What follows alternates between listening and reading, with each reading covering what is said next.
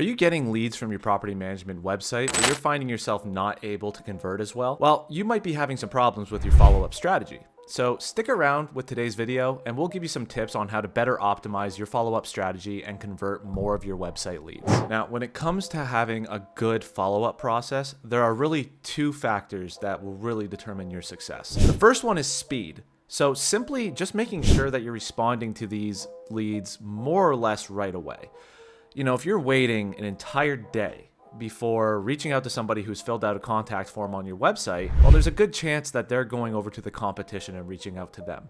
So you really want to make sure that you're reaching out to the lead that came in within 20 minutes. Try to challenge yourself. The faster that you respond to these leads, the more likely you are to succeed in converting them. Now, the second thing is persistence. So not only do you need to be fast in responding to these leads, but you also need to make sure that you're being persistent and that you're following up with them.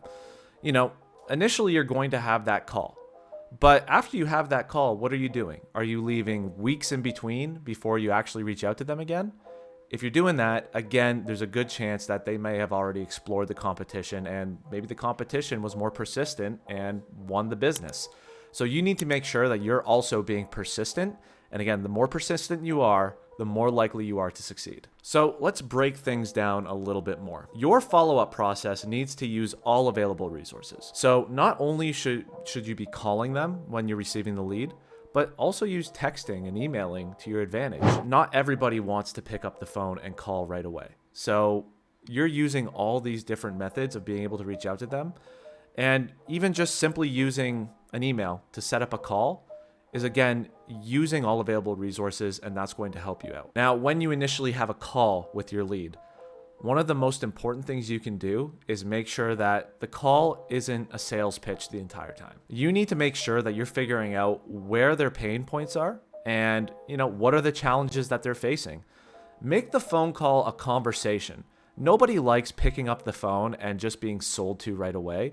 They want to hear that somebody's actually listening to their issues and that somebody's paying attention. If you have a conversation with them, again, you can use persistence to your advantage and you can set up something for a follow-up where maybe you can get a little bit more aggressive with the sales pitch. But ultimately, that initial phone call, you need to listen to them.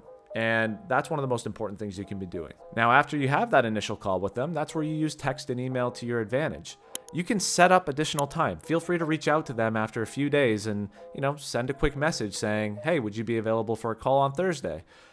Sending, a calendar invite or something along those lines. You don't need to pick up the phone and call them every time you want to talk to them because that might get annoying to them. But if you email them and have them feel a little bit more in control, well, then they're more likely to be impressed. They're more likely to set something up with you. And you're still being persistent. You're still showing that you're paying attention, that you still care about their business. So utilize texts and emails in this regard and use them to set up an additional time to get on the phone with them. Now, you're also going to want to use something like an auto response email to your advantage. Unless a lead has specifically said that they're not interested in doing business with you, don't let it run cold. Have something set up where, every month something goes out to them. If you utilize automated emails, you're still getting your business out to them. You're still bringing out your brand awareness. So absolutely use auto emailers to your advantage as well. Now, again, it's really important to remember that you're dealing with somebody who they put all of their money into this. That's their property. So you need to make sure that you're nurturing them and that you're constantly showing that you're the right fit for somebody to manage their property. That's the most important thing for them. And they want to make sure that the person who's going to manage their property genuinely cares and that they're knowledgeable and they're passionate about everything. So this is where these follow-ups really come into play. Nobody is going to be convinced the first time that they talk to somebody that, this is the person to do it. Maybe it does happen sometimes, but not all the time. So you need to have those follow-up conversations where you show you care enough about their business to actually have multiple conversations and to email them and to give them additional resources. These types of things are what really helps in terms of converting these leads. And without a good follow-up process in place, you're going to be losing out on a lot of those conversions. So the bottom line, make sure that you have good speed and good persistence when it comes to leads. A lot of companies are not optimizing their follow-up process, and because of that, for a lot of people, if a lead isn't converting the first time that they talk to them, they move on and they consider it a dead lead. But the reality is a lot of these leads can take months of nurturing. So you want to make sure that you're not missing out on that just because you don't have a good follow-up strategy in place. Now, unless a lead specifically says that they're not interested, then the fight's not done. There's always an opportunity to dig into what are the challenges and how can we help.